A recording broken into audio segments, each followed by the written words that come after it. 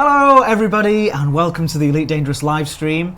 This is episode 4 of Join the Elite, which is everything that you need to know about Powerplay.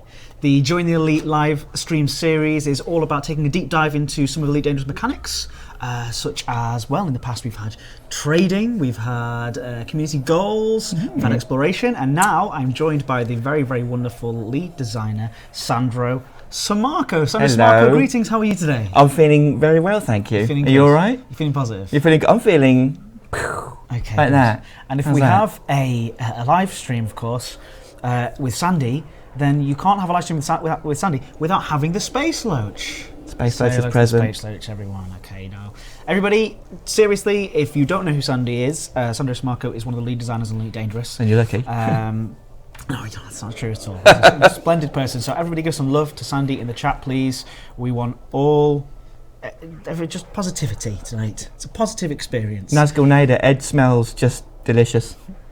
Just going to put it out there. We both decided to wear green things on our t-shirts today. So the green screen is doing a look delightful at my thing. amazing, shimmering.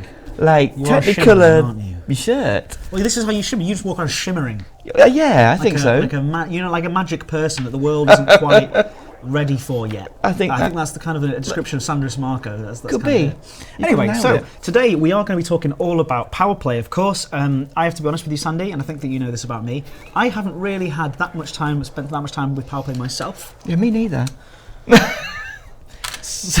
Good start.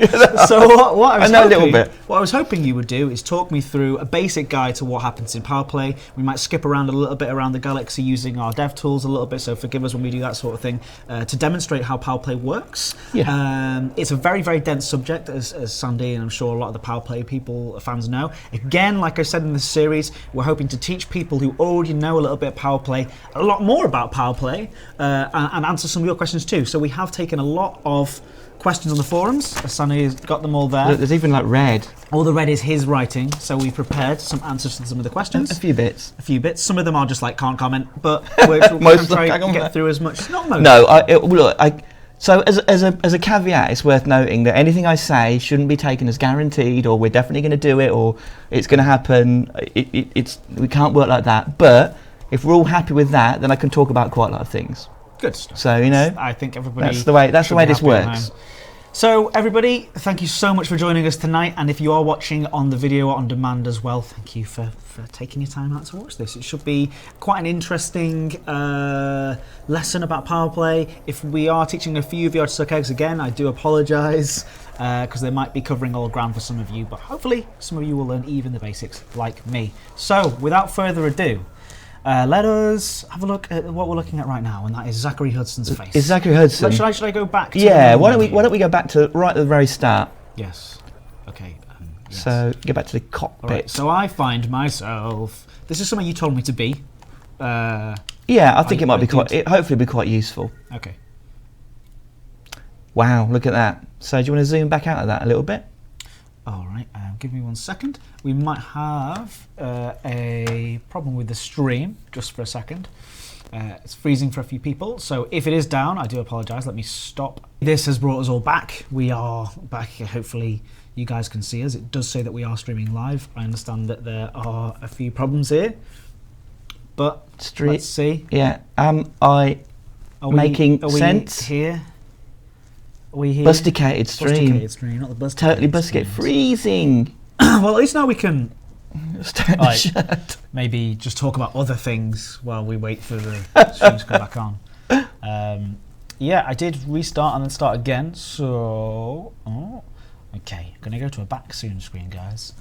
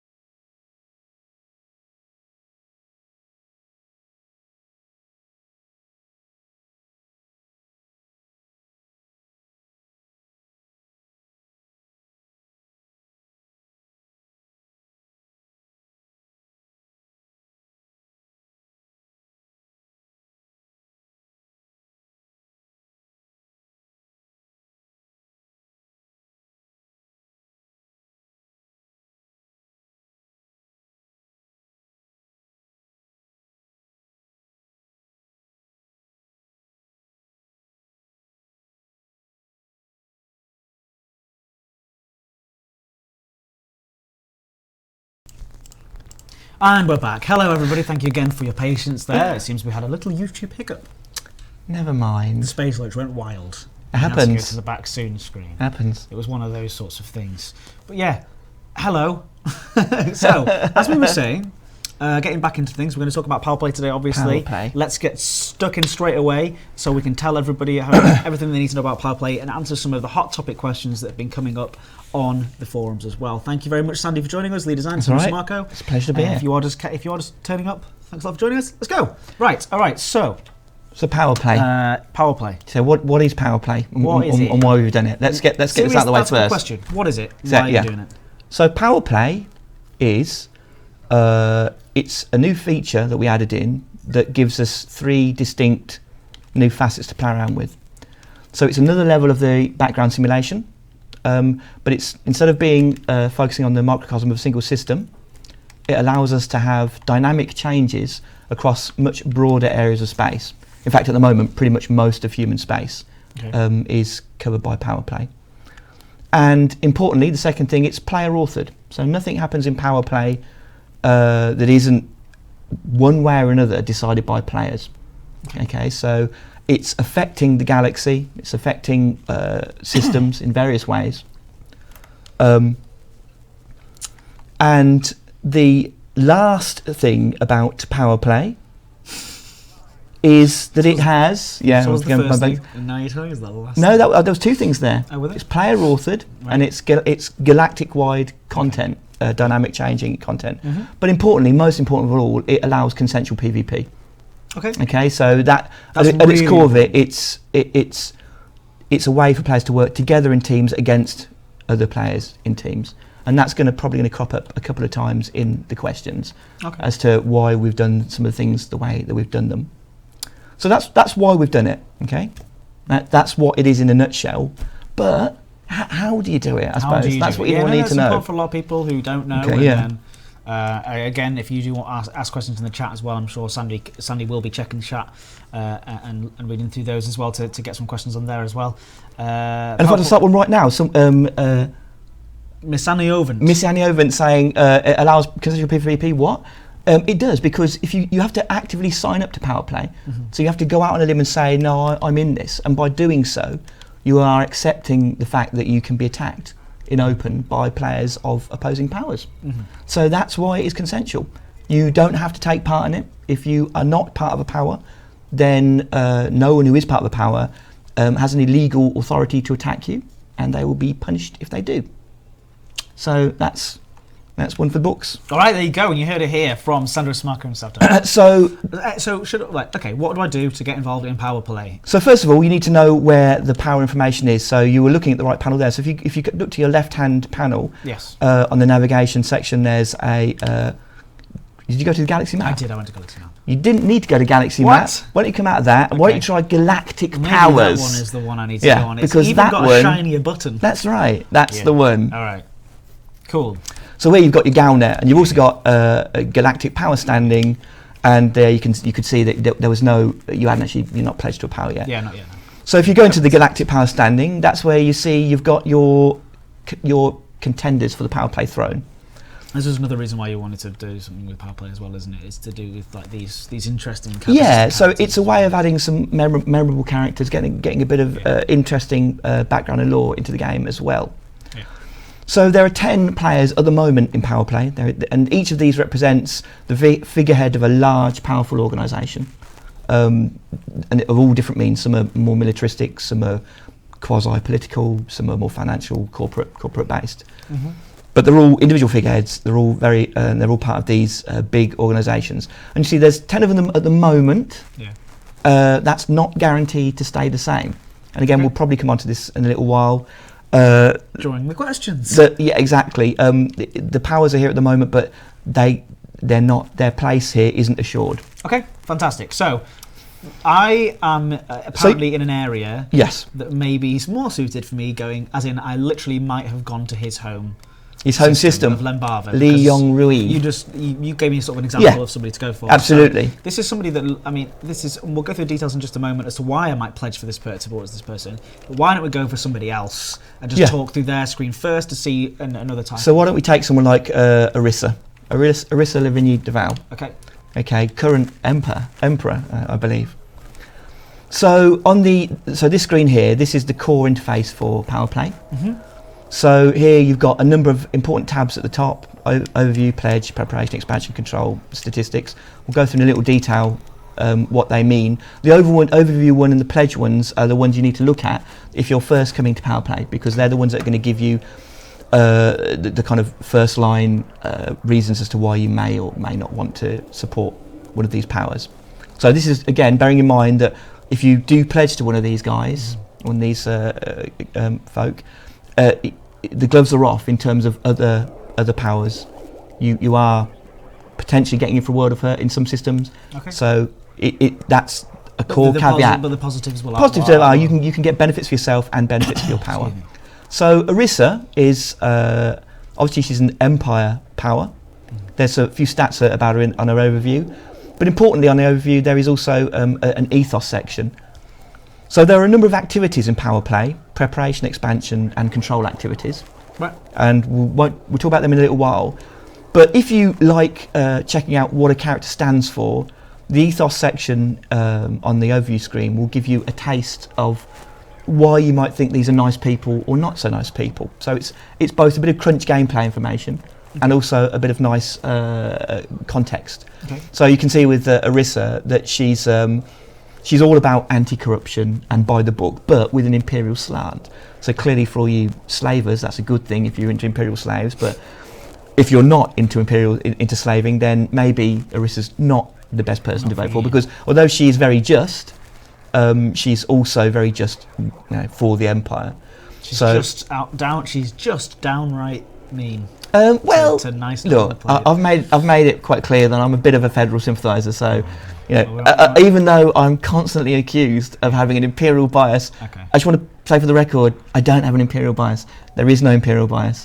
The reason it looks like there's sometimes an imperial bias is just timing. It's just a matter of timing. That's all it is: timing and resources and priorities. Okay. So here you can see that when it comes to preparation, she's interested in sorting out corruption. Expansion, when she tries to take control of a system, it's to basically root out corrupt officials. It's taking charge and to give a strong lawful system, and she maintains that control militaristically as well. So you'll notice that also there are these big fat icons next to those: social combat. So these are kind of gameplay mechanics as well. The ethos for expansion and control, will make her stronger against certain government types and weaker against others. And it actually it's got some flavour text there. Exactly. Is it sort of flavoury text? So there's flavour text, but also when it says it's strong against feudal and patronage governments for expansion, that's because it literally is. Players should have potentially an easier time using expansion on a system that is controlled by feudal government or patronage government. But she's weak against dictatorship governments because they don't like being bossed around like that. Can I ask you a question? You surely can.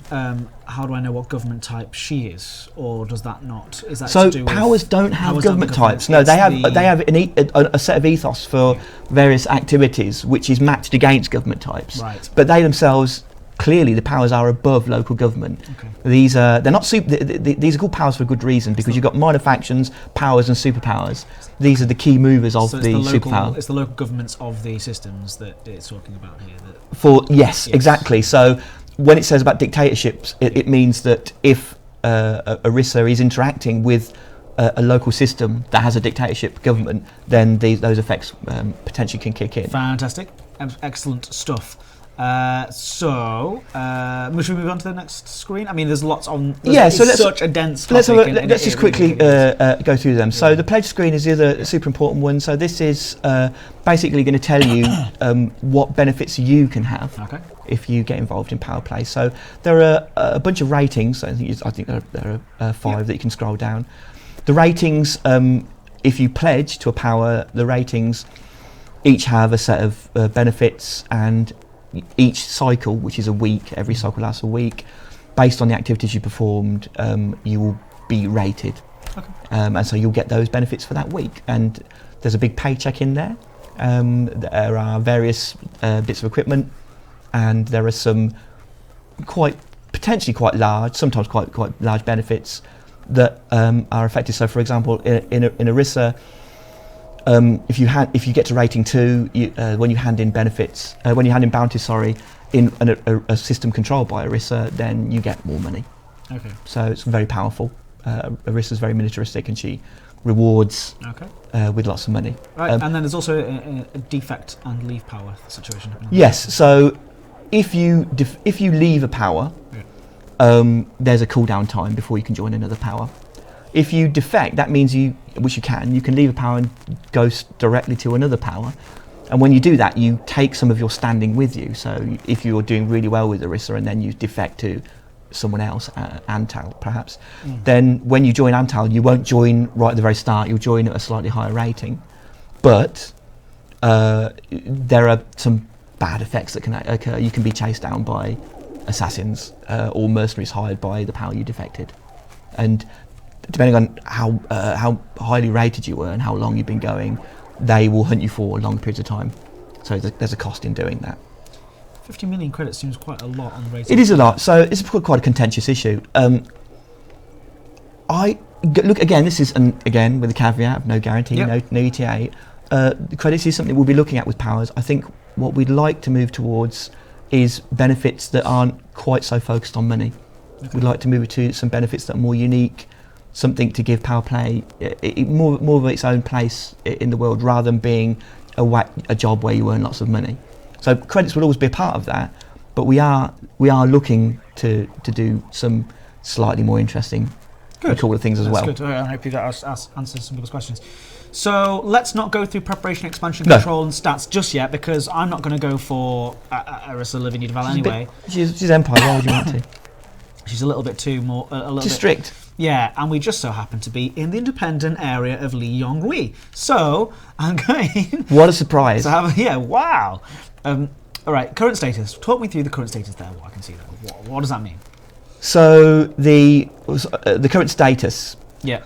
So before we go into this, unfortunately, I'm going to bore you a little bit longer. No, bore me. And I'm going to explain a little bit, just very basic for people. Apologies for all the people that know all about Powerplay and probably know it far great depth than me. They're here to learn a thing or two, and hopefully we will. Well, if there are any noobs out there as well, then maybe they might find it quite useful. Yeah. So, how does Powerplay work? So we know why it's there, but how does it work? So there are a bunch of powers, 10 powers. Each of them is basically involved in a territorial war. They want to control the human space. I think if you go onto the map, you'll see that.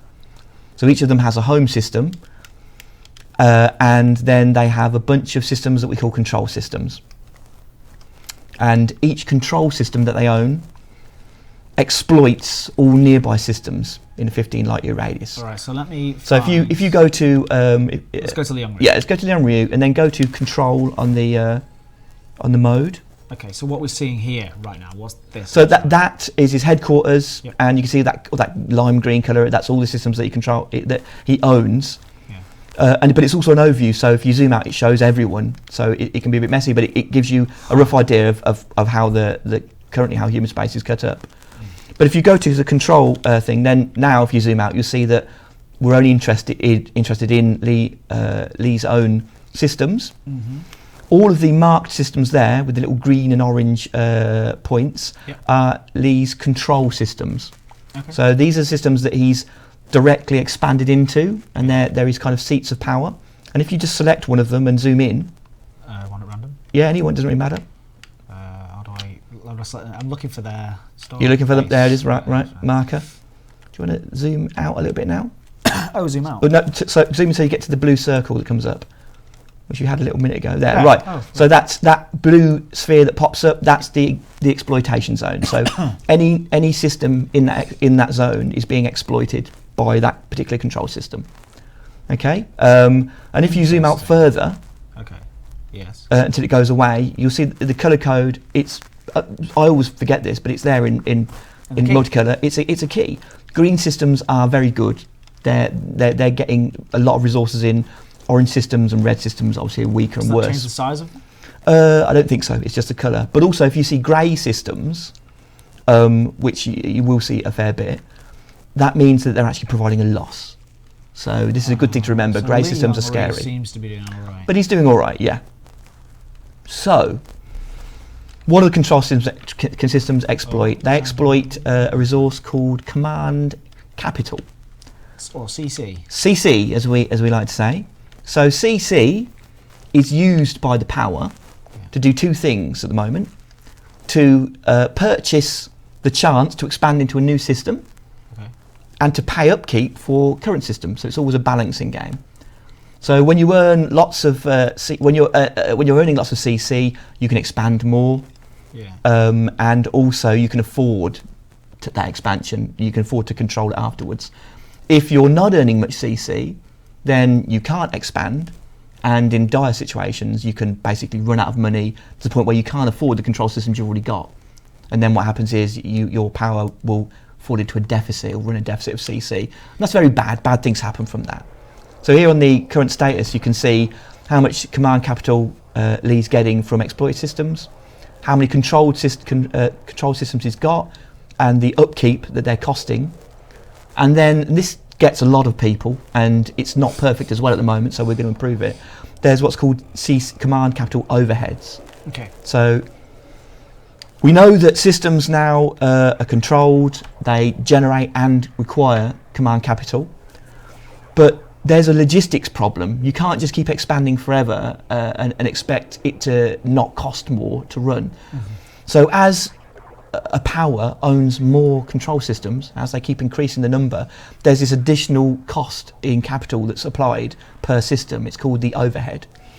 So 3,600 is a lot, and that's because when a power gets to a certain size, normally it's around 40 to 50 systems, the overhead is starting to get to a level where it's quite hard to get a system that can actually make profit.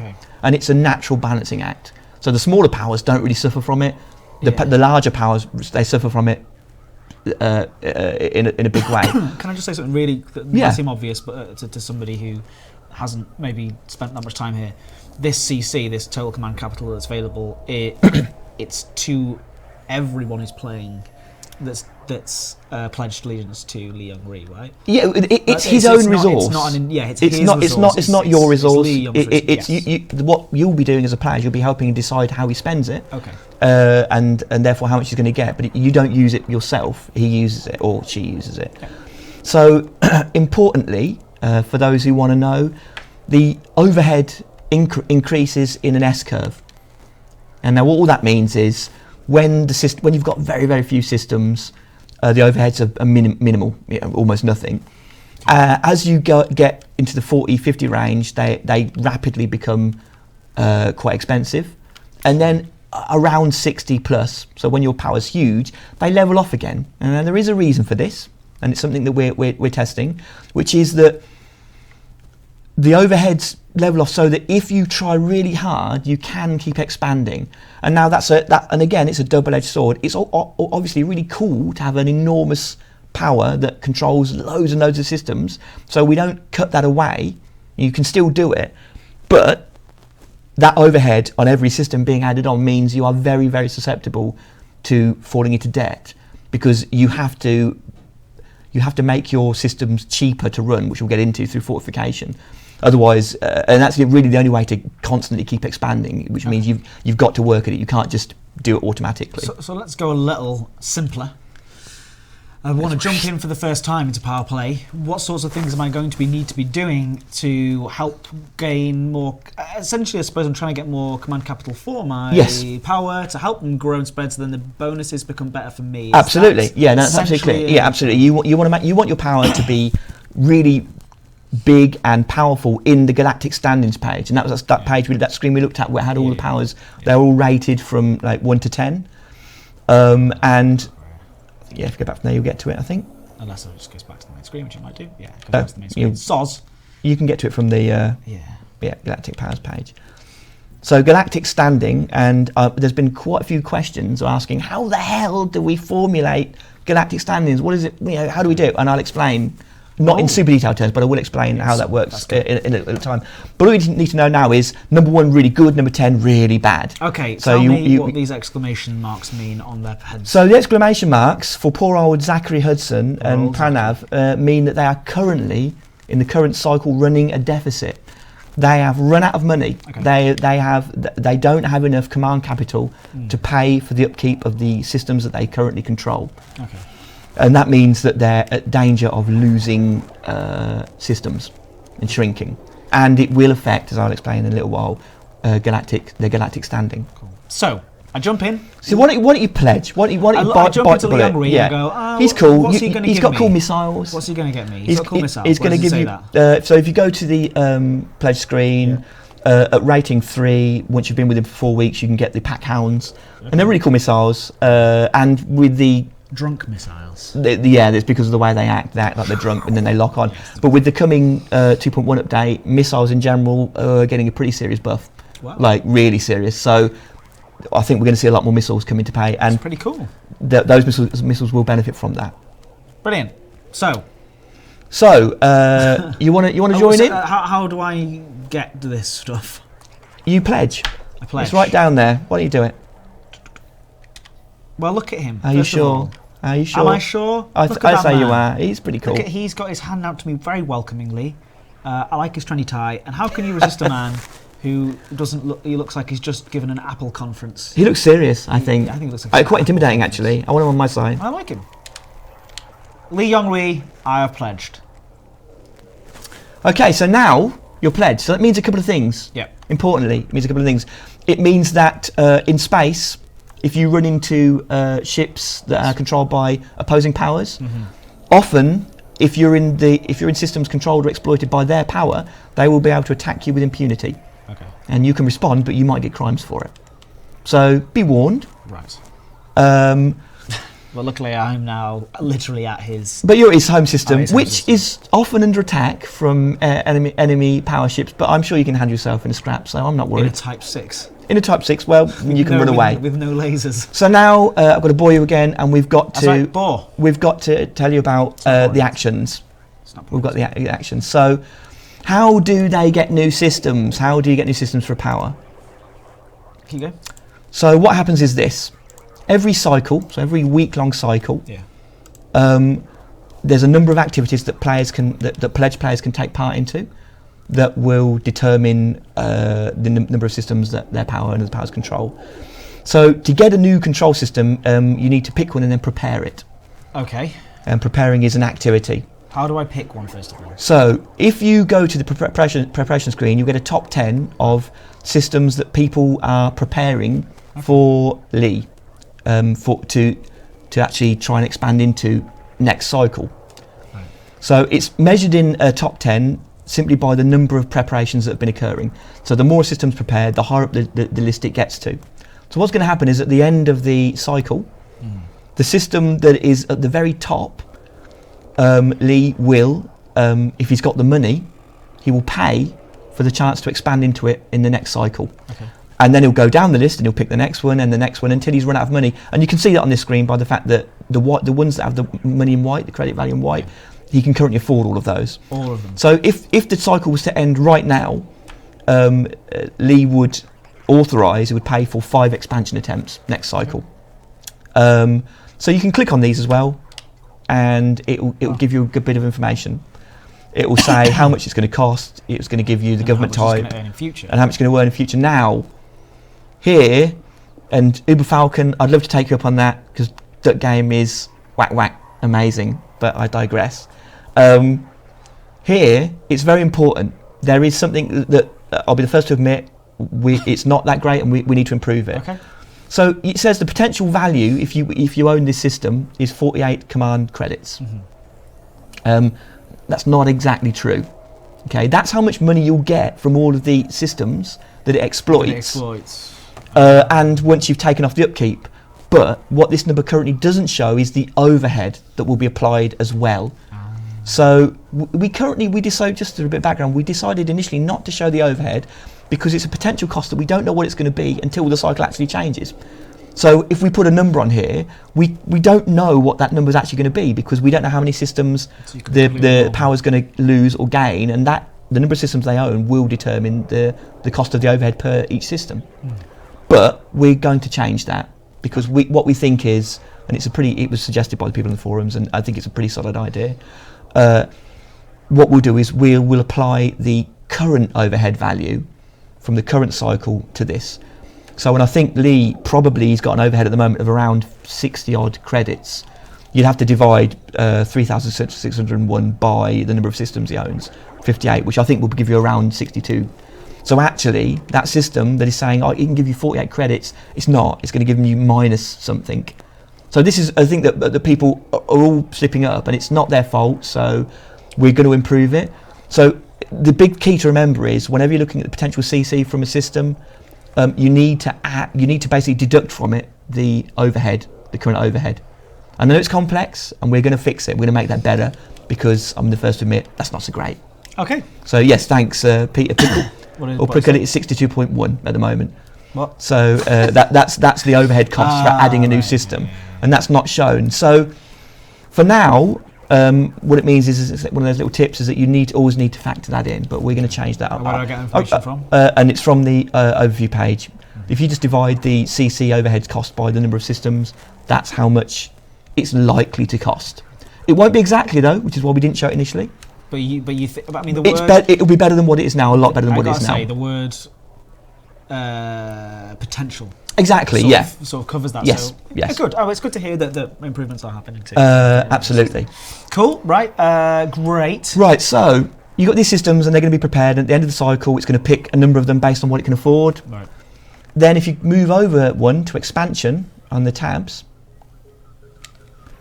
So there's only one expansion this cycle, Chang-O. So that went into expansion because it was the top one, or it was the only one that could be afforded. So there might have been others, but there almost only were. But that was the one that could be afforded. So if you go into expansion. So sorry, my question is: if all 5 of these, will all 5 of them go into expansion next time? They would all 5 go in, yeah.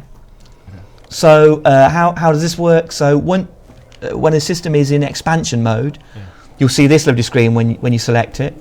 Basically, there's an activity to increase the preparation value of a system, and that's all described. You can see what it is when you look at the power. It will tell you how it works. This one also, you can see expansion task is asset grab. This is how expansion works. Now, expansion, what it is, there is a trigger value that will mean expansion is successful at the end of the cycle if the activities that the players have completed matches or exceeds it. So in this case, the trigger for a successful expansion of Chang-O is 10,839. And for every expansion, a successful expansion activity that's carried out, the total is increased. So at the moment, 734. So there's a long way to go on that one before that one gets expanded. But assuming your fellow compatriots deliver the units of the serious stuff to it. And it tells you, It tells you there, and also tells you what you need to do. Exactly. Also, when you select the system, it gives you it tells you there in expansion. Yeah, of course it does, yeah. So as long as you deliver those corporate contracts, you'll be increasing that value, and as long as you beat 10,839 at the end of the cycle, it will be yours. However, there's an opposition, so people can oppose it, and the way they oppose stuff, generally speaking, is they kill you and or nick your stuff. And when they do that and hand it in, they get a value going up for opposition. And then they have a trigger value. So at this point, I'm going to explain, because I think there's a fair few questions coming through, and I had a lot of questions. How do we do trigger values? Yeah, great. It's reasonably straightforward. Okay. So there's a base value. So is this based on a question that's come through? Lots of questions. So lots of people have asked this question. How do these trigger values get decided upon? So there's a base value. I think it's around 5,000. Don't quote me on that. Around 5,000. That's the standard trigger value. Now that's increased by some formulas. First of all, it's increased by distance to your home system. So fundamentally, the further away a system is from your home system, the higher the trigger value is modified. Okay, that's the first thing. And then the big question that people are saying is, well, don't government types affect them? Yes, they do. So that's where the whole government type versus ethos comes in. But it comes in a way that people may not have been able to work out. A control system, I'm just going to perhaps a control system has a number of systems it exploits. and they will have governments. If more than 50% of those exploited systems share a government type which is either weak or strong versus the ethos of the power, okay? Yep. So if more than 50%, then it will modify the trigger value yet again. So it modifies it up if they're strong, and it modifies it down if they're weak. Okay. So at the moment, and I think the instructions might be a little out of date, it says the control system itself, government, could be matched up against ethos. That currently doesn't work. We're still debating whether we actually want to do that. Okay, that's interesting. So, but basically, it's if more than 50% of the systems are strong, it's going to be harder. If more than 50% of the systems are weak, it's going to be easier against your ethos. Your ethos. Yeah. Now, the other thing that's really important to remember, and again, well, not remember, to know, because apologies, you wouldn't have known this probably. All of the flipping that goes on of control systems is really cool and does have an effect, but it only has an effect at the point of cycle change. That's when it looks. Which is at the end of the cycle, which is on a Thursday morning, I think. So just love it. It's all in law. On Thursday. Yeah, it happens to be Thursday morning. Well, it has Thursday morning for us. I'm sure that kind BST? of goes. Yeah, I think so. Yeah, BST, yeah. I think so, something like that. So it's really important to flip systems. It can make a big difference. Yes. I can't quite remember exactly what made it. It's a significant upgrade or downgrade. However, you've got to do it so that when the cycle change occurs, that's when it will look at the systems. Any flipping that goes on outside of that, it won't matter until the next cycle change. So they can be flipped forward and flipped back. Okay, so that's really important. So I hope that clears a few people's questions. A few people's questions on that, because actually, I understand. You have written a few things down on this piece of paper. Yes. I'm wondering if maybe once we finish this thing, that maybe we can copy and paste some of those answers. I don't know. Yeah, no. Hopefully, yeah. If I get the time, then absolutely. I mean, I think what I want to make really clear, and I've done it in post lots of times, and all joking aside, is that I believe in Powerplay. We really believe in Powerplay. I was going to ask some Jeremy Paxman style questions. Yeah, some hard questions again and again. Why? No, but why did you make but because the community want me to ask these questions. That's how he justifies it. The people want answers to these questions. So Jeremy Corbyn.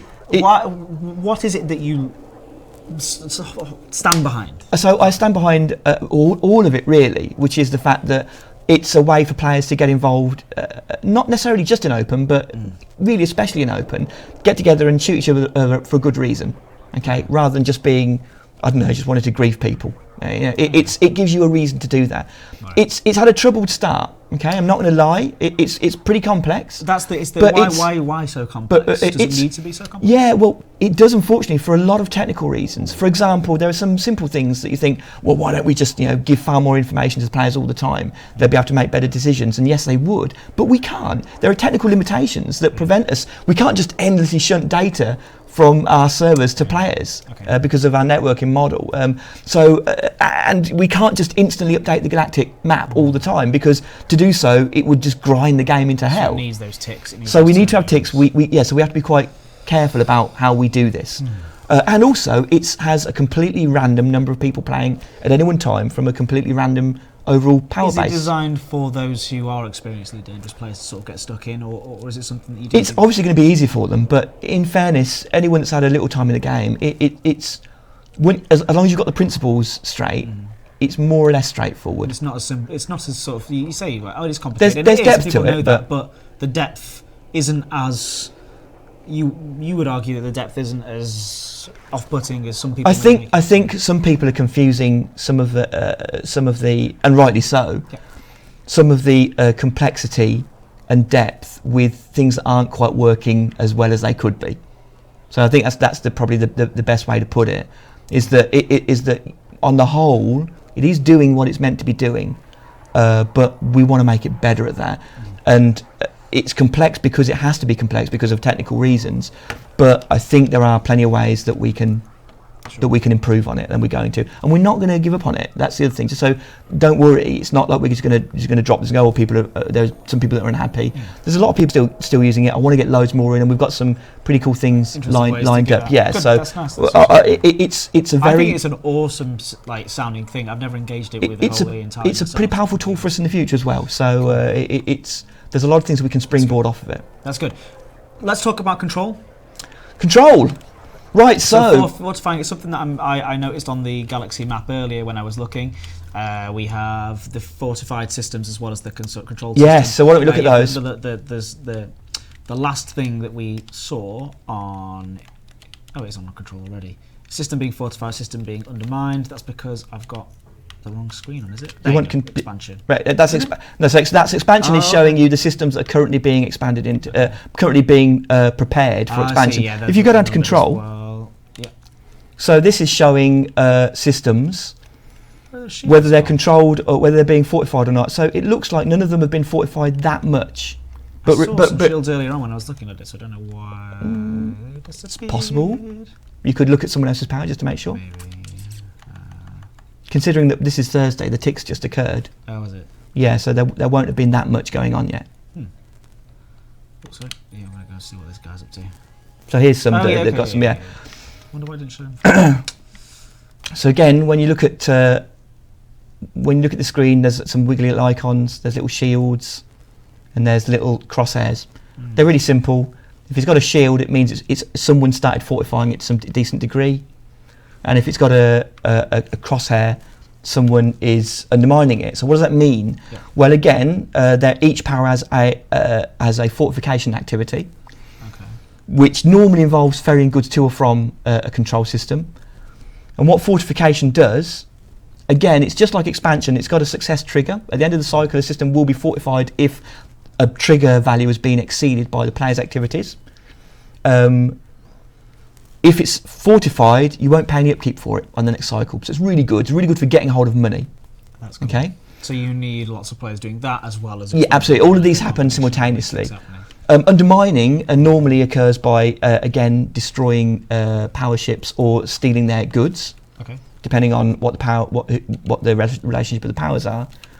And again, the same sort of principles apply for those trigger values. Fortification has an ethos. The control, if 50% of the systems that are being exploited by control system are strong or weak to that ethos, the fortification trigger will be higher or lower. Undermining doesn't have that ethos. So undermining, it's a base value modified from the distance to your home system. So fundamentally, the further away you are from your home system, the harder it is to undermine an enemy system. Okay. Just like the further away you are from your home system, the harder it is to fortify, but you can offset that by flipping governments. Yeah. And that's really all you need to know about that. So again, when you're looking at fortification, if you go back to the fortification tab, using the Galactic Powers menu, you can do. Or you could have gone straight to him, but yeah, it's good. Right, yeah. So you go to control. Yeah. This shows basically all the systems that are currently being fortified and undermined, and you can select each one, and it will tell you what the totals are. So it's really useful. Now, importantly, this doesn't get updated instantly. Again, and it comes back to this thing I was talking about, is that we literally can't shunt the data around in the correct way. So that's why it's date stamped. So it's really important to look at that. Under threat. Yes. However, as an interesting tip, if you go to a system and dock at a starport, you will always get the most up-to-date values. Oh, you will if you dock. You will if you dock. Okay. It's because the fact that you had to go there, you had to load in, which means it's always going to be super up-to-date. But if you're using the Galactic map, unfortunately, it is date stamped and there is a delay. Okay, so can I ask if there are resources online that where you've sort of written up a description of how these things There's work? some help files which give you some information. Help files? They're not as they're pretty lightweight. In fairness, the manual actually has some useful information in it as well. Yeah. I don't know if anyone actually reads manuals anymore nowadays. What's a manual? There is one. But you know, I don't know. So, and going forward, you know, it's definitely something that we can try. And again, it's one of the things that we can try and address. Yeah. However, right now, you know, there are a few things that we're focusing on to improve the game before we get into. They're slightly low priorities, because you can learn at given time. There's a lot going into 2.1 that is geared towards improving the overall experience of the game. But is this Powerplay something that's it's in on this list of things that we... Yeah, so, and that includes at the moment, touch wood, for Season 2, can't say exactly when, but there is a block of time assigned. I have been allocated a block of time to work on this. Yeah, absolutely. That's clear. there's been a block for a bunch of people to be allocated on it. Right, so what am I doing? I want so hang on, before we say, Mr. Walk's saying, so exactly what are the different levels of fortification triggers? Like I say, it's, is it worked out from control system? No, it's exploited. So again, just to be clear on that. If you read the question. Yeah, so what exactly are the different levels of fortification triggers? Is it worked out from control system governments only, or from exploited government plus control government? It's exploited governments only. Okay. It's a distance from your control system, then it's also modified by exploited governments, but only if it's more than 50% stronger or weaker. Right, yeah, got it. So that's all. Okay, Sandy, that is all. That is all. That's it, let's go on. So the last thing to explain, just before we get to the questions, is, well, how do I actually do it? So you've chosen Lee, and I believe he's got quite a lot of, he's got various tasks that you can do, which involve ferrying some goods. So if you go to the contacts page, you'll see that there's a power contacts, it's lit up. So which also has appeared next to. That's true. Name, yeah. It shows that I've pledged him, right? So if you go to the power contact, so now you are at the headquarters, and the headquarters is always a good place to be for powers that fortify by delivering goods from their headquarters to the system they want to fortify. So here it's just very simply, it just lists the actions that you can take. So so you've got prepare systems. And again, so you've got to take packages from here to the system you want to prepare. Then there's control asset grab, which is you need to deliver them, take them from here again, deliver them to systems you want to control. And then fortify, you deliver equipment. Is there from any here penalty for taking them up and not doing it? Well, so no, they're currently. Oh, Loach is escaping. They're currently there isn't.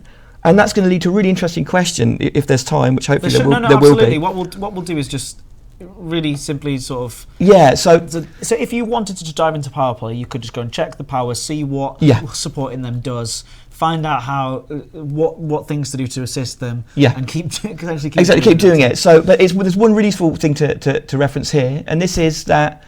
You'll see there is allotment, so you all of these things, you've got 10 out of 10, 10 out of 10. The way that works, very briefly, is you can get 10 of them for free, and then you have to wait for 30 minutes before you can get another 10, or you can pay to fast track your allotment. Oh. It's expensive. It needs commitment. Well, if you've got billions of credits, it's not expensive. Have you seen the funds that have been allocated? Well, for you, it's not expensive. You cheat. It's not cheating. It's the whatever you say, the Galactic Intern. The Galactic Intern is very rich. It's his weekly allowance. So it's delivery. So not all powers use delivery methods. Sometimes there will be conflict zones that you need to go to and kill ships to collect vouchers to hand in. So there's again, all you need to do is use the information on the screen. In the interface, it will tell you roughly what you need to do. And this interface here is replicated at control systems, where you'll be able to hand in these goods. And some of the powers, you need to go there first and then take the stuff back to here. So there you've got some. And when you hand them in... I can only confirm one more time then. Is that right? Go back to it. Although you've probably filled up now. Fast track next wait for 1,000. You can normally use left and right. You've basically fast track it. And then now I can get a quota, so I can only get one of these 3 per time. Oh right, yeah. So the fast track system, it works over all of them. Basically, so you can see them all running out as you use them. Right. So you can keep paying money to keep fast tracking. Well, I could, but I'm not going to, because that would be cheating. Well, with your money, it would with be. My money, so that's the point I'm making. So I've got the serious franchise package. When I click on those, do they give me any? Yeah. Look at that. Oh, yeah, Powerplay week. Interesting. So hopefully that's at the moment. I do say at the moment. Yep. That's really the heart of it. It's you get your benefits for your power. Some of them are just given to you based on your rating. Some of them will go up based on the galactic standing of the power. You prepare systems, you expand into them, and then you fortify them, and you undermine other players' systems. And that, in turn, gets you the things listed on. It gets you the rewards. You get vouchers to hand in to get money and various rewards. Yeah. Okay. So for and I know this. Oh, I can click on him now that he's there. So now that I know that, I can see. Sorry, this is the stuff I'm going to get. Yes. Oh, I'm now at basic rating 1. Am I? Yes. Oh wow. So I get 1,000 credits? Yes. Just for pledging? Yes, you do. I need those 1,000 credits. Well, early on, it can be pretty good. That's true. So there's one other quick thing worth mentioning here. You do get the ability to vote. You'll see there's like nominations. Oh, that's... Nominations is just for a preparation. It's a way of nominating a system to be prepared that's already in the top 10. How many votes do I get? You get none at the moment because you're new. And it just allows you to do a little bit of preparation without actually going to the system, but only to ones that are already in the top 10. So I can, but I can't now, but I would. So that's the. Do you know who I am? That's the basic stuff out of the way. But in the little time we've got remaining, Mate, jump onto some questions. I was just going to answer questions. But first of all, XR, do you need limpets to undermine? No, technically you don't. If you're undermining a power of the same superpower as yourself, so for example, if you were Orisa and you were undermining Patrius, you need to. You probably do want limpets because you need to steal their commodities, their fortification commodities. That's how you undermine them and hand them in. Okay. If you were from a different power, you just need to blow them up. So you don't need limpets. So I hope that helps with that. So can you explain this to me, sorry? Yes. I just view it on the map, I literally click on it and I deliver that stuff to it. Yes. I'm going to do it. Why don't you just go there? And go to the power complex, go to the power contact. Does it have to be a specific one? Because it was saying that I can do others if I want, or does it have to be specifically that one? Because it says in controlled systems, 2 here. Oh, it's 2 here. So yes, exactly, yeah. So it's a very specific place that it has to go to if I want to expand. Yes. I can't just expand a random one. No, you preparation. Preparation, you can prepare pretty much any system within some limits. So you can't prepare a system that someone else owns, obviously. You can't prepare a system that someone else exploits. Right. Although there was a bug that we've hopefully fixed that was letting people do that occasionally, which was terrible, but we have fixed that. Okay. Okay, so bring serious franchise packages from our control systems to help. Yes. So I can do that, find a route, and then start this if I'm particularly keen to get Barbaranda. There's someone saying that I'm covering with Ard is the source of Patrice's 5th column problem. Well, I couldn't say that. 56 minutes in, and right. We are just taking off. But what I'm going to do is I'm going to head over there nice and slowly and take your time. We are in no rush to get out of here. I don't mind. I hope we can get some useful information out, that's all. I hope everybody, thank you so much for joining. Please give us some love to Sandy, who's been very generous coming along here and taking his time out to come and talk about Powerplay, something that he really cares about. And hopefully you guys are gleaning some information from this that you find useful. Hopefully, I know I am. Apologies for my big, long monologues, no, it's but fantastic. I just want to get some information out. Just to make sure. Some of you guys, I'm telling you stuff you know inherently, so that's fine. Right. So, a few things people have been asking. So what we do now is I'm just going to go through. So there's one last bit that's probably worth pointing out. And it is one of the questions as well, and it's what people are calling weaponized preparations or weaponized expansions. I'm not quite up on the terminology. It's really cool, and that's when you prepare a control system for expansion that if you get it, its exploitation radius will overlap of the exploitation radius of an opposing power. That is absolutely on purpose. I really like people doing that. That's a great thing. It's what we internally say when you're burning someone else's systems. When a system is exploited by more than one power of opposing powers, it becomes contested. No one gets any money from it. So it's a way of cutting off income from an opposing power. You do it at cost to yourself, but the idea is if you think your power can have more credits, more command capital than the enemy power, you can afford to burn your systems to burn theirs, and they will get hurt more than you. So it's definitely a cool thing. Unlike some of the fifth column events that have been going on. So let me just briefly explain what fifth column is. Thank you, Lich. Fifth column is basically means sabotage from within. So it's where people join a power and then they basically mess around as much as possible to hurt that power. I'm keen on that one. I really dislike it quite strongly. Okay. I'm not totally against the idea of sabotage, and I'm not blaming people per se for doing it because clearly they're using rules that are in the game. Yeah. Okay, so don't think I'm attacking anyone. No. We're not just about to destroy anyone just yet or destroy their accounts just yet, but just want to make people aware that it is undesirable. 24 jumps, we are going to do various things about it, and players that continually try and find ways to go around those efforts that we make, we will look on in an unfavourable light. So that's something to think about for the future. As in game mechanics terms. Yes, exactly. So I'm really going to zip through a bunch of questions that were on the post, the post that was absolutely, made. please do. So I feel that we probably ought to do that. So Retrograde says, what plans are there to make the presence more palpably felt across the inhabited space for powers? We're not looking at that at the moment because we want to get the core experience correct, okay? But he made some suggestions about community goals and missions associated with powers instead of major factions. These are all good ideas. And they're all good ideas. So Retrograde, if you ever watch this, I think they're all really good ideas, especially the missions, which I'll probably get onto a little bit later on. Yes, we clearly do want more variety and more missions to take part, to be a part of those actions to prepare and expand and control, fortify and undermine. We definitely want that. So that's great. Agony Aunt says, at what point in time can we expect Powerplay to become more dynamic in terms of powers failing and new powers arising? Do you have some sort of timetable for this? Or have the initially stated criteria changed?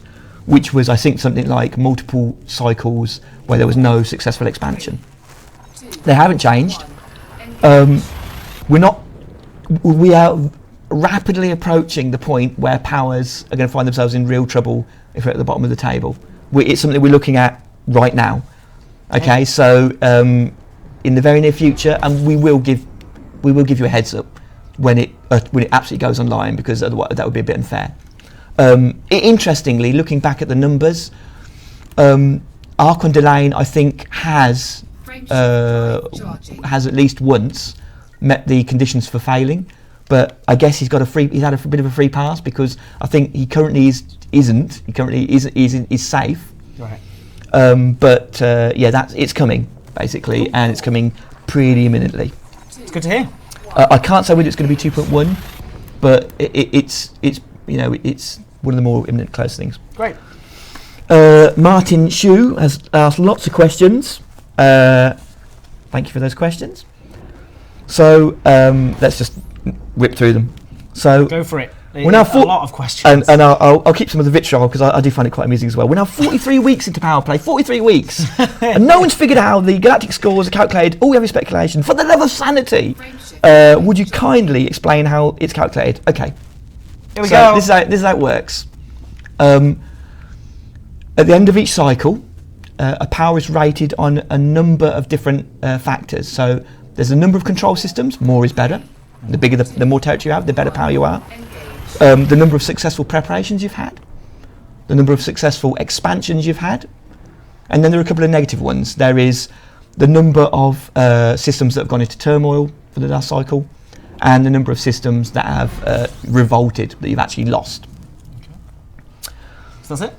No, that's the start of it. So of those categories, every power is rated against each other, so you get effectively a little internal leaderboard. So one power is going to be top, one power's going to be bottom, and then the rest in between. And they can share as well. So if there are equal scores, they can share. Based on those little internal leaderboards, they're awarded points.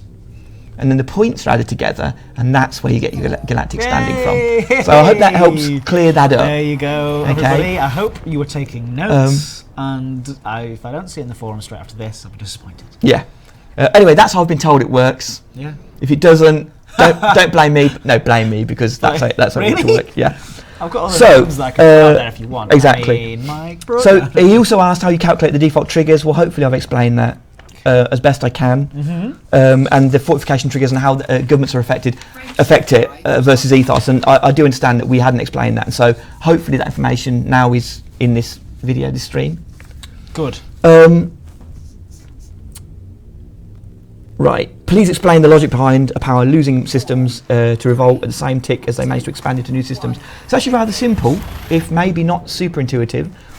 Expansions can occur, it's quite unlikely, but it does happen, if the net result is you get more capital, more command capital. So if the net result is you get more command capital than what you had before, it's a good thing. You're better off, therefore why would you not want to expand? And in context, that just means that some systems are falling apart because they're revolting, because you were running low on money, but then some systems were eager to join and you got more money from them, more command capital. So that's all that really is. Please explain exactly how we figure out the end result for power in turmoil, which ones they lost, order the last expansions, blah blah, all the rest of it. Okay. So I'll very quickly just do this one. So at the end of the cycle, a power gets all of its income, pays all of its upkeep, including overheads, and then tries to expand based on what money it's got left.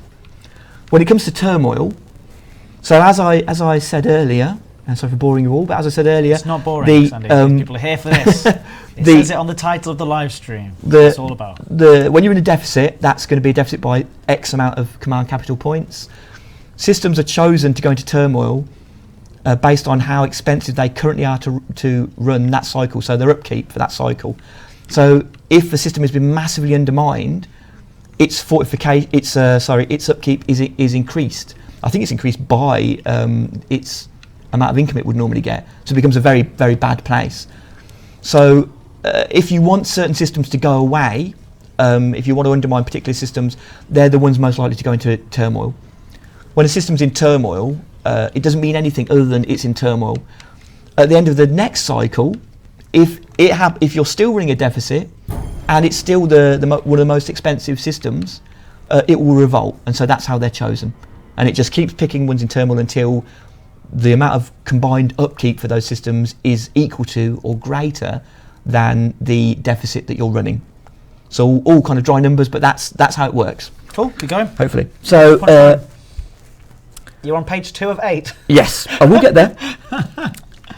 So ethos associated with preparation. Why is ethos associated with preparations? Well, actually, that's a bit of a stub. So there is an ethos for preparation. At the moment, you can just look at that as context and flavour. There isn't a mechanical effect for it yet. There might be in the future, which is why it's there. Then there's a bunch of questions about why which all really. I'm sorry for paraphrasing, Martin, but it's just to make sure we don't take up too much time. Yeah. There's a bunch of questions which all really come down to why are some powers better than others, and this is a really good point. And I think I've hopefully made myself pretty clear on the forums, but just in case you haven't looked at the posts I've made. First time we're hearing any of this. Powers, and it's a bit of an interesting one, it's a bit contentious. The way that the galaxy is laid out with the systems, the way they are, and the populations that they have, which all affect power play, there's kind of no such thing as inherent fairness. Some powers are just inherently better than others. And the same thread runs through with their benefits and their activities. Some powers, they are, by definition, going to have an easier time in some circumstances, or you're going to get more from them. And it's perfectly fine to game that. It's not a problem. If you're just after money and you want to join Orisa, fill your boots, that's cool. If you just want certain equipment from a certain power, that's great, go for it. It does make it a little bit more difficult, sometimes a lot more difficult, if you want to support a power for the more contextual role-playing based benefits. If you think, well, I really want to support Archon, but Archon's quite hard to run with. Some of his stuff's really hard to do. That's just kind of the way it is. Okay. What I think we've got to remember, and it's going to happen, some of these powers, possibly lots of these powers, are going to die. And they're going to die for a couple of reasons. They're going to die because people just didn't like them, no one supported them, and they were quite difficult to run with. And when they do, new ones may come in, and then it's just going to start all over again. Nothing in power play is permanent, regardless of what people say about, you've got Empire bias, or you're never going to get rid of Hudson or Patris or whatever. Patris has been skirting very low recently in the standings, and frankly, I worry for him a little bit. So if people want to see a big change, they can have they can by playing power play. Just for clarification, when a power is destroyed, the figurehead isn't necessarily gone. So story events and events can still continue on. Yeah. If Patris if his power was broken, he'd still be a very powerful, wealthy individual. Oh, yeah. So he'd still be able to take part in many events, and powers potentially could come back. Okay. And if they did come back, potentially it might be changed. Now, another question that's come up, and I'll just go do it out of order because it ties into this, is are we going to look at the powers? Yes, we are. So for all of me saying, well, it's unfair, kind of deal with it, which is what I am saying to a degree. In general, where we can, we will try and push towards a more equitable arrangement. So we will end up looking at powers again, and we might tweak things. We might make some of them a little bit less powerful or a little bit less useful, and others better. What I'm going to say is that we're not going to do that yet, because I think it's fundamentally very important that we get the core systems right, and I keep coming back to that. So we've got to deal with some of the obvious issues. We're going to deal with some of the clear improvements we can make to the core gameplay, and then we could then we can look at the powers and go, right, how can we now redress some of any imbalances? And we might not do it to every power. Some powers we might do the same. Some we might tweak. Okay, so it's just to let you guys know, basically. Cool. Someone saying, R.I.P. Patras. I don't think he's going to die yet. Next question. Next question. Oh, so that's all of those, basically. Not all powers equal. Yes, so if you're just joining us, this live stream is about Powerplay. It is supposed to educate those who don't know anything about Powerplay at all, but also to fill in some of the gaps into people's knowledge and answer some questions that people put out on the forums. So we are getting around to that nitty-gritty stuff. So if you are waiting for that, I think you are getting into some of those questions some right of them, now. Some of them people have been asking about. Yeah. So hopefully. So another one from Martin. Can we please, in bold actually, have a way to organise the game? It's downright stupid that the only way to organise your power is outside of the game. I realise that we, the players, are not the power character, but since the character does absolutely nothing at all to direct anything, it's utterly moronic that we're actively prevented from organising within the game itself. Thank you, Martin, for that. So my response is again, reasonably straightforward. So first of all, we have to, and again, I want to be really clear on this, and it's fine to disagree and say, Sandy, you're rubbish, you're full of it, that's a bad idea. Well, no, it's totally fine. We have to make the calls. Not about this anyway. We we have to make the calls, and we're not going to please everyone all of the time. So the way that power system works is by majority rule. It's not by any sort of hierarchy or by any they're not player guilds. They're similar in some ways, but they're not. So it really comes down to people working together or not.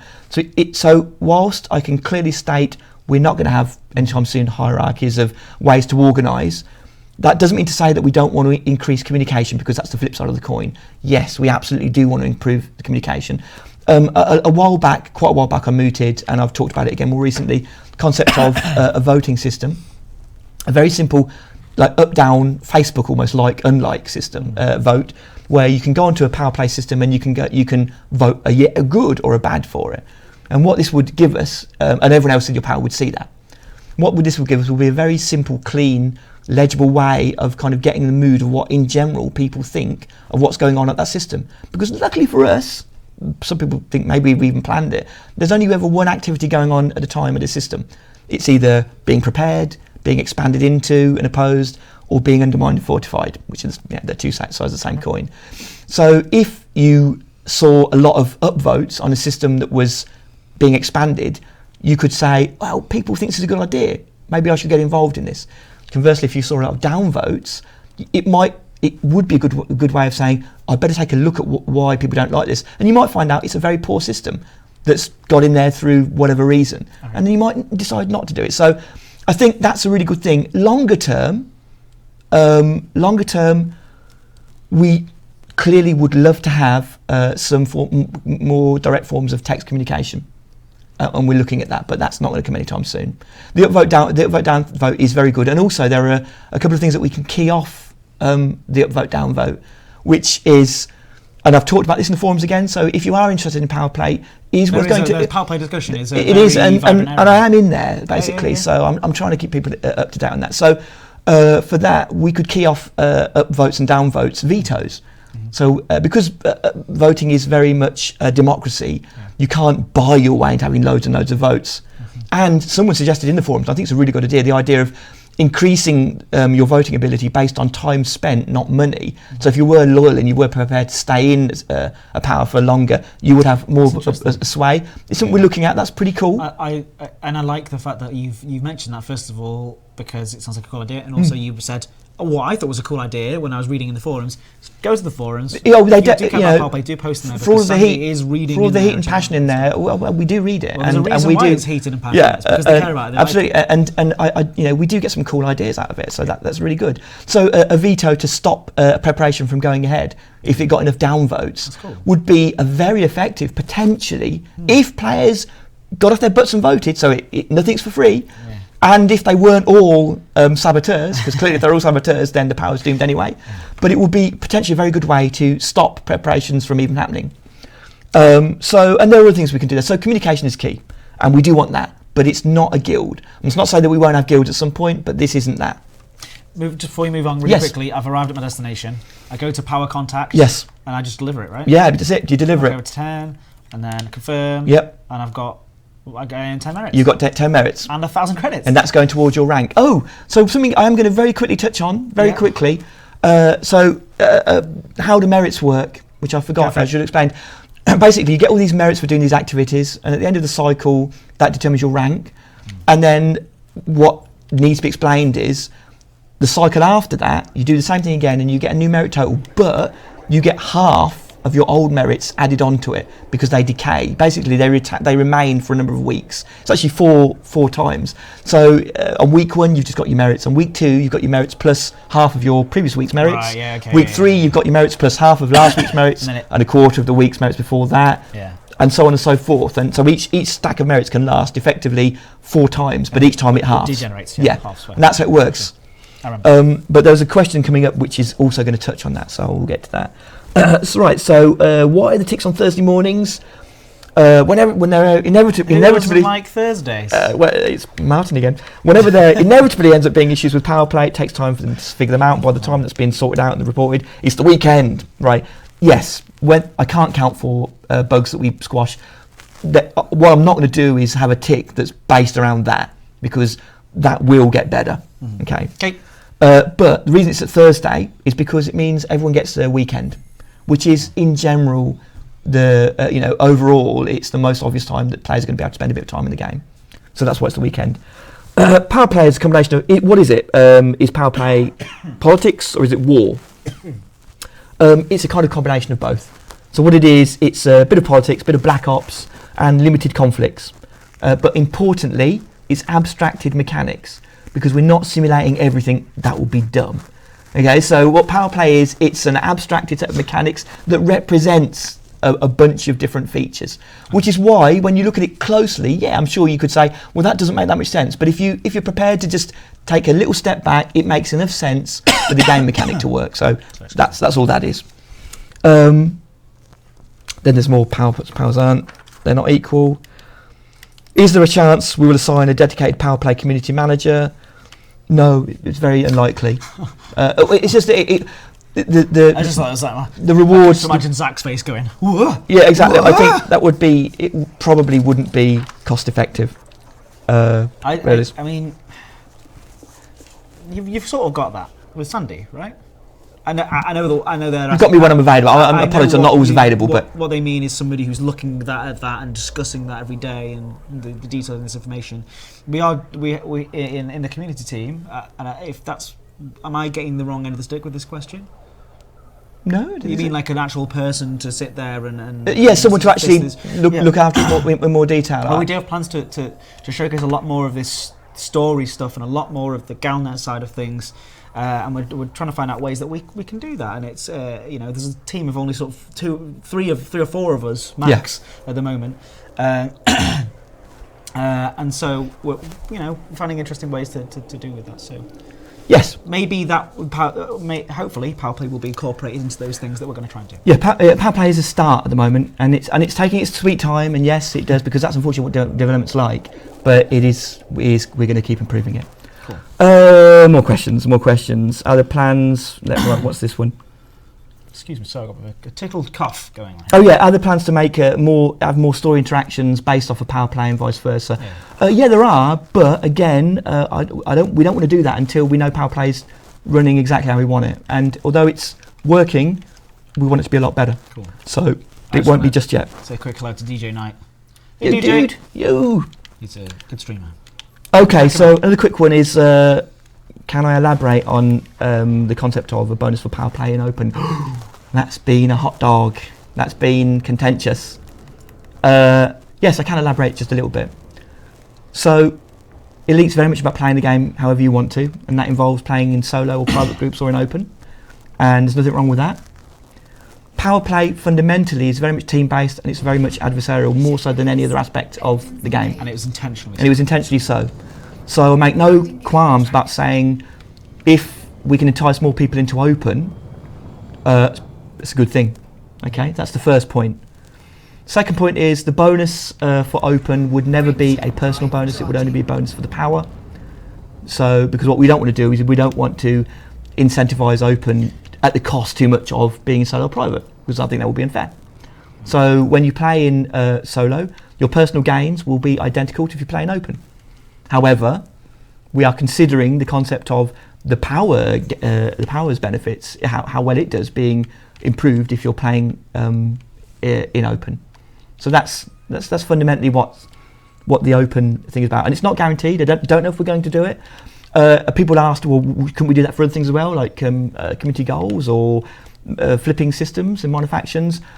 I'm not saying that we wouldn't, but we absolutely wouldn't do it until we knew it was working well for Powerplay, and then we'd look at it and go, well, could this apply in other places? Because again, I think it's incumbent on us to take everyone's opinion into account, and there are a lot of players that play in solo. I mean, there are loads of players that are playing open, but there's a big chunk that play in private groups or solo, as Mobius private group can attest to. What I am in, but I won't anyway. Exactly. So to that detail, on that one. So yeah, I think there is value to it. And as for why they should get a bonus in open, other than the incentives, the other clear one is, and people get a bit confused about this sometimes, is it is more difficult, and that's not any crazy perspective. It's objective. Mm-hmm. Now, it's more difficult for the simple reason that any time you run into someone else, they might attack you. Okay, and in general, if they're a player, especially if they're a player that's invested a lot of time, they are a very, very serious threat. Okay, when a ship interdicts you or you come across, and it's a fer-de-lance or a vulture or a python, that's a real threat. I mean, we are improving AI, so the AI is going to be more it's going to be dangerous, more dangerous, but you are at risk of attack of other players, and players that might have nothing to do with Powerplay. They could be attacking for all different reasons. So it's not just, there's no real threat in Powerplay. It's the general threat of being in open. And the numbers, pretty much all the numbers in the telemetry we look at back that up, is that, people die more in open. The open solo private debate. Well, that rages on, and that's cool. And it's like we'll have a live stream dedicated to open versus Play. What do you think to that? That's why not? Kind of a joke, but so that's all that is. I expected to see some interesting. Quick question before you move on to the next one. Yeah. From me, don't look too much at what they're saying there.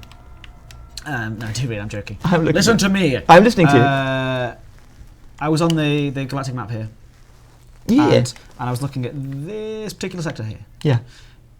Can I pick up things to send? No. It has to be from. It's always the actual. Depending on the power, it's always the control system or the home system. Okay. Yeah. Thank you very much. Exploited systems really are just there providing money, and just so people are aware, how the exploited system provides CC is just based on population. So a control system looks at the population of all the systems, and it's like its exploitation radius. The more there are, the more money it's worth. Okay. Just so that. Next question. So collapse, will it happen? I think I've already talked about powers dying. It's manual, but we'll use telemetry to make sure that it happens at the right time. Will the galaxy get more inhabited worlds? Space is running out in a game that forces you to expand. No comment. Okay. When we'll see Powerplay improvements, well, hopefully in season 2, hopefully sooner rather than later. But don't quote me on that. I don't have the answers there. I don't do the schedules. I work to them. What's the criteria for adding new powers? Even Sandy has a box. Yeah. Do you have a plan balancing powers across the powers? Yes, we do, but once we're happy with the core rules. Just flying through them now. Should faction or collapse replacement ever happen, will those factions start from day one? Yeah, or would they assume existing territory that from other powers? That's a really good question, because a lot of human space is eaten up already, so where would they go? Basically, if a new power comes in, where would he go? Okay. Would he eat someone's power, or would he have his own space, or would he always go in a dead power space? We're looking at all different options. When a power is defeated and removed, one thing that's going to happen is that all of their systems will, for a while, an arbitrary period of time, be unavailable to Powerplay. Oh, I thought you were going to say fair game. No, they won't be. They'll be unavailable in a kind of a state of constant upheaval. Disarray. So that gives us a chance to put a new power in that system. And after a certain time period, that also allows we can turn that off and other powers can get in there. Importantly, there is very likely to be other ways where effectively powers lose territory for a new power, but it will be fairly dramatic, fairly painful, hopefully fairly exciting. But I don't have anything more to say on that at the moment. Great. Would response time for design implementation problems identified and raised with Powerplay mechanics be improved to at some point within a month or two? It's very unlikely. I hate being the bearer of bad news, but the case of the matter is a couple of months turnaround is very fast in development. Occasionally it happens. Sometimes there's a fix and it's just, boom, there it is. You can just do it. Clear bug or clear upgrade.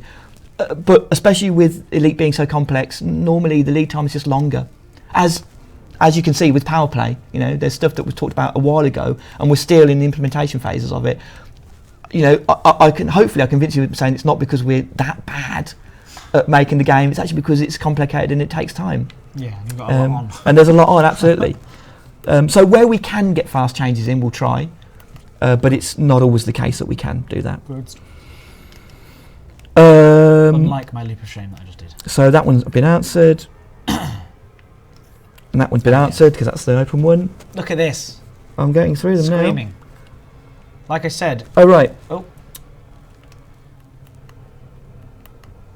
Right, that's an interesting question. Will player politics in factions be reflected in the game? For example, all of the factions for the Federation and Empire have been more or less banded together in defiance of anticipated rivalries to target each other. So Federation targeting the Empire and vice versa.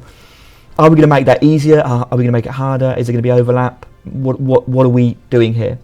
How is that going to balance against someone like Marn or Mahan, depending on how you want to say it, who's an extremely large faction with no alliance rivals and extremely profitable starting systems?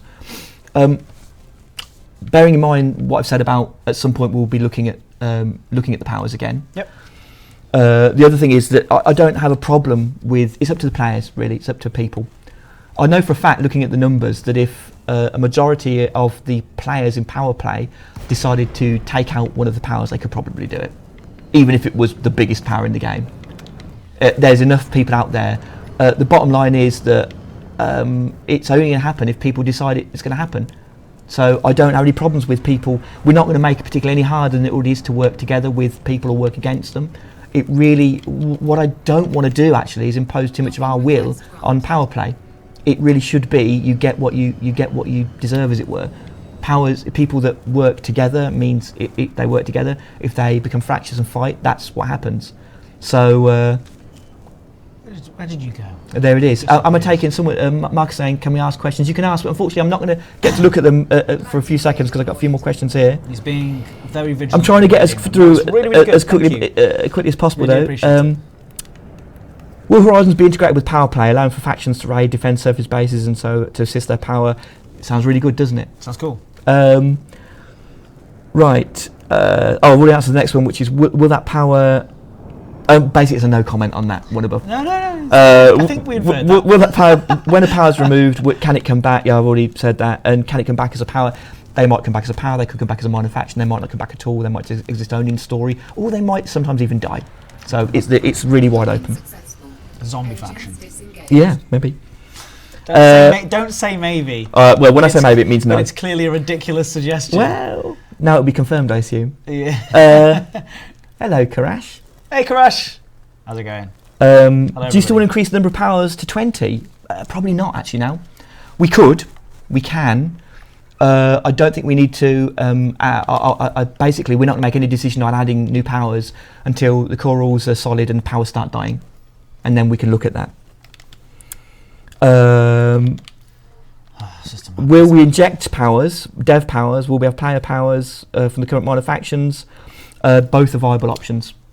Keep pressing the wrong button. Sorry. Both are viable actions. I hope everyone else was. I was too busy pressing the wrong button. Well, that's that's the story of my life. Luckily, I've got the Loach to protect me.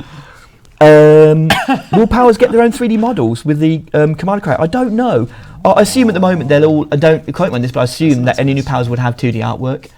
But the Avatar Creator is pretty cool, so who knows? Sorry, I've lost where I can see where I'm supposed to take these to. Which one is it? Oh, look, because sorry. That's because I accepted a community goal ages ago. Oh, right. Where I'm delivering these two. Get to power contact. So you're collecting. You're collecting that one, I think. From there. Where are you? You're. No, you're in a control system. Yeah. I'm just got to take them somewhere. I can't remember the name of the system. That's all I'm saying. Go back to the actual thing again. Of interest. The Galactic Power. No, the thing that on your interface, the transactions tab. Contact surprises to me. Transactions tab. Yeah. In your cockpit. Oh, sorry, I wasn't paying attention. Yeah, boy. Over here, transactions. No, don't ignore that. That's from a previous live stream. Right. I've confused you. You confused me. I didn't see that. Discard them. I didn't earn anything on them. So if you've got, that was from an embarrassing previous live stream. If you've got fortification goods, you should be able to take them to most. But it's the one particular that's in. I'm just forgetting where things are.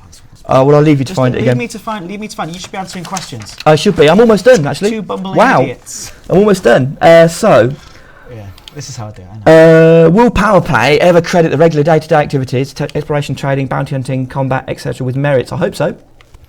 He's answered that. That's as definitive as I can. We're really looking towards missions and more involving more fun stuff. I totally get the concept that some people, especially with the numbers that you have to deliver, they can feel it's a bit grindy.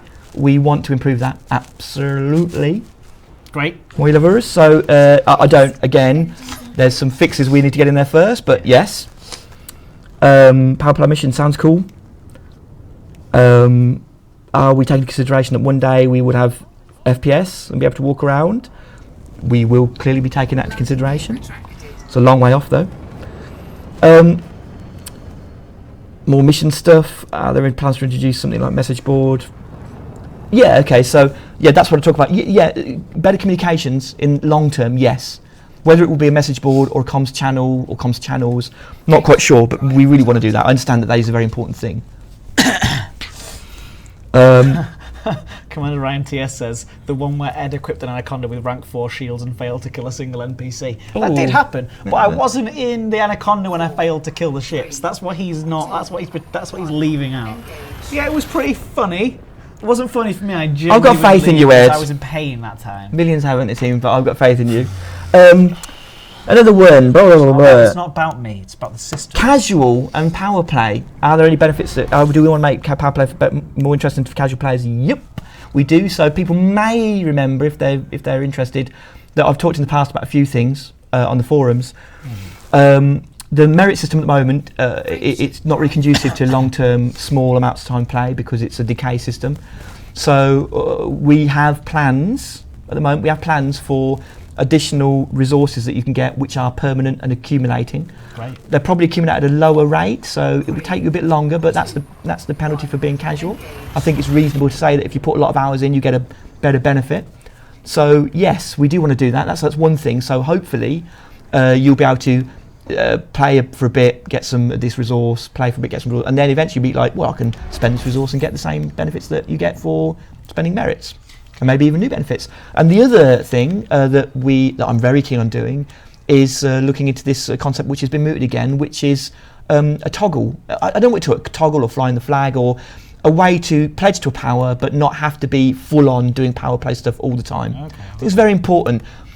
Looking at it now, power play is it can be quite overwhelming, and you've always got to be on your toes because in any control system, in any power, that's most of human space, you could be attacked. Okay, and that's a cool thing, but it can get a bit much sometimes, and sometimes you might want to do a bit of trading in a ship that you think, I really don't want to take part in power play. Well, what we want to do is introduce a way where you can temporarily, effectively cut yourself out from power. So you'd be cutting yourself out from the benefits as well, but you would be effectively temporarily turning off power play.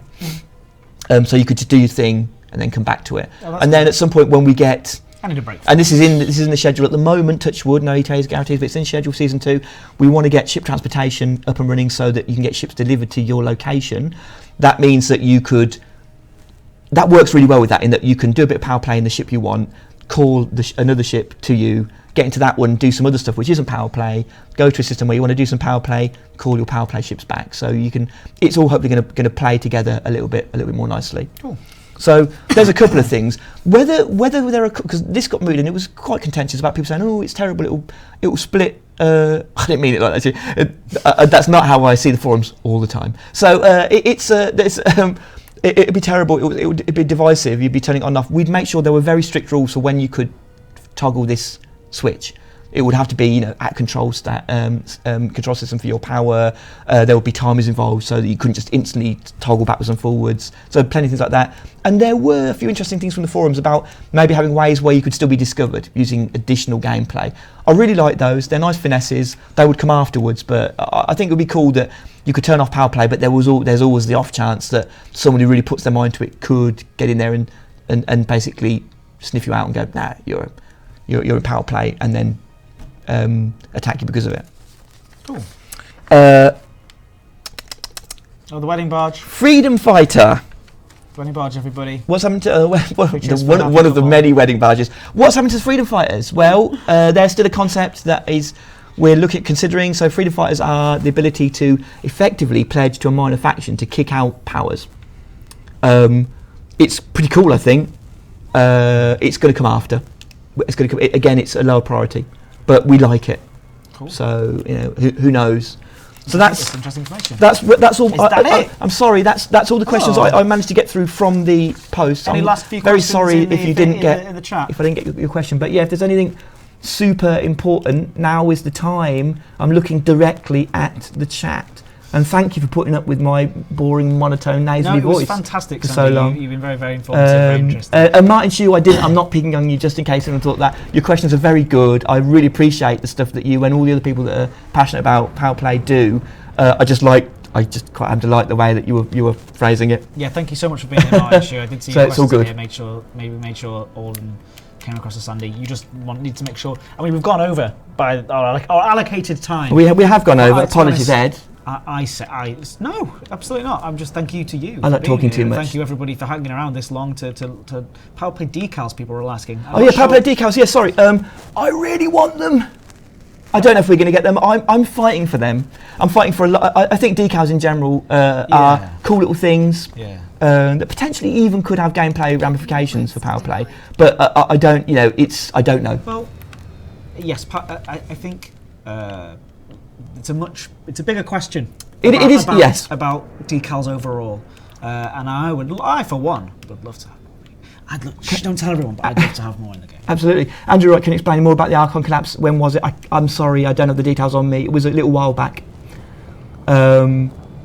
Fifth columning. So yeah, I think I briefly talked about that. So hopefully we are going to do a bunch of those things. Hold on. Is somebody?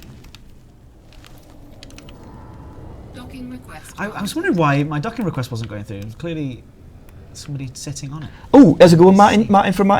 Will CC ever be used for things other than expanding? If I get my way, yes. So again, I'm not really allowed to talk about this stuff, mainly because, in fairness, to be honest, I don't know if we're going to get to do it. Okay. And I don't know when we're going to if we get to do it. So we don't. There are some pretty exciting things, because it's a really good question. One of the perceived issues with Powerplay is that power gets very large, and you're getting into this CC, and all you can do is expand, and that's going to lead to a collapse. And that's partly on purpose, but not entirely. I would like to get some focus in the future, and this could include more things to do with Powerplay missions as well. Some focus on other ways to improve your power that don't involve it just getting bigger. Okay. And there's some fairly dramatic, cool things that we're thinking of. I'm just not allowed to talk about it. I'm really sorry. No, I'm really sorry. What? Did I genuinely not buy any corporate contracts? You probably didn't. I thought I did. Fool. And then someone saying Steve Hochman.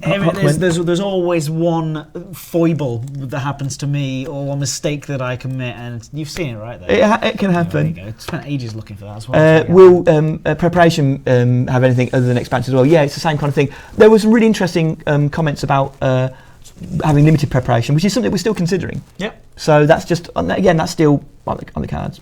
Cool. Are we going to end it there? I think we probably soon. One more question from the people here, the wonderful, wonderful people here. I can't answer anything about Thargoids because surely Thargoids don't exist. Yeah. Werner Grift says it's always a bug. Just say it's a bug. It must have been a bug. It must have been a bug, Sandy. It must have been. I don't know what it's about. Oh right, well it must have been a bug. That's what I'm saying. Osric says I'm sure you do it on purpose. No, I've just been watched by 100 people or whatever doing it. That's why these mistakes happen, because I'm not concentrating. Will there be Powerplay engineers? Not directly, but there might be some connection. They might connect me into crafting and things like that. Yeah, so I don't want to. Unfortunately, I don't want to talk about. I'm not allowed as well to talk about crafting and getting loot and stuff. Not yet. Not yet. Hopefully, we'll be doing that. We will be talking about that at some point. So Andrew's saying veto mechanic for preparation or expansion. Yeah, potentially. Although my name's not Snadro. It ought to be, though. That's much better. Snadro and Space Loach. Snadro and Space Loach. Apologies for Powerplay module balance. Yeah, that will come in. So, won't happen just yet because loot and crafting is number one priority in terms of modules. But I'm really excited by the loot and crafting system, and I think it will hopefully give some new life to Powerplay modules as well. I think loot and crafting is going to have a bigger effect across a lot of the experience you have on Elite Dangerous. I think a positive one. Before we go, I do want to give a shout I'm really sorry as well for all the questions I didn't get whilst I was reading, because I was reading. I can't multitask the questions, but I'm sorry about that. It's been wonderful. It's been fantastic. Before we go, I need to give a shout out to Commander Grief for some reason making interesting gifs from the live streams. So I thought I would give him some ammunition, and I thought we could do a fun dance with the Space Loach, and then maybe he could make a gif out of that one. Yeah, he could do. So he could do. No, I like it. A little treat for him. So anyway, that's a very wow, basically. Yeah. So thanks very much for watching, everybody. Unfortunately, we have don't touch the Loach. No, you're right, actually. Unfortunately, we are going to have to drag Sandy away because he could be here for hours if we don't. Yeah. And I do really appreciate you all coming down here. And I do really, it has been a great one. And everybody gives some love to Sandro in the chat, please, saying thank you for answering all the questions that you have tonight. I've tried. Yeah, no, it taught me a thing or two. Hopefully, you might have learned one or two things.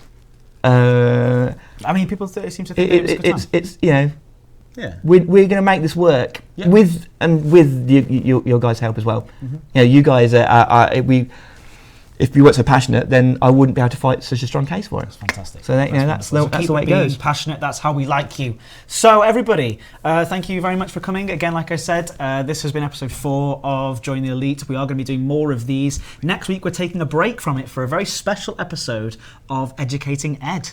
This is exciting. What is it? I'll tell you about it. Next week, we're doing an episode of Educating Ed where I'm joining up with the Distant Worlds guys. Oh my God. In my real account, because I've genuinely made the trip I'm currently 55,000 light years on the other side of the galaxy, and I genuinely made the trip in an ASP Scout with 25 light year jump range. Ouch. And my FSD drive is malfunctioning because I keep taking heat damage. So I'm on the final approach, and next Thursday I'm going to be doing that final approach. I'm going to be joined by the creators of the Distant Worlds expedition. We're going to be touching down, celebrating with people, and I hear there might even be an in-game wedding happening. I'm going to officiate. Hang on, what do you mean an in-game wedding? Like, literally, 2 SOVs are going to meet a couple that know each other from Elite Dangerous are going to get married in the game. I'm not kidding. Oh my God. It's going to be fantastic. Wow. So that's Thursday at 7 p.m. BST. I'm going to be there. Week. It's going to be a lot of fun. And yes, Who Wants to Bet Ed Crashes? It's going to be a different live stream because I'm going to be taking my time. So basically, you can come and watch, but I won't be doing much interaction. I'll be actually just playing the game. So come along. We've got some cool announcements for those guys in the Distant Worlds expedition as well. It's going to be really cool. So what more do we have? Next week as well, on Tuesday, we're coming back with the CQC live streams with Arena. The CQC Arena live streams where you can come along, chance to win some prizes by taking part in the devs and taking on the devs as well. Who's the dev? Who's the victim? This episode, and you'll find out about this in the newsletter tomorrow, this episode is called Nobody Puts Dom in the Corner. Nobody Puts Dom in the Corner. Oh, I'm liking where you're going with that. Dominic Corner. It's Dominic One Corner. One of our programmers who actually requested. He did, and not only that, he said, well, I'm sure I can beat your score. Now, he probably can, because as it's now, it was something like 4.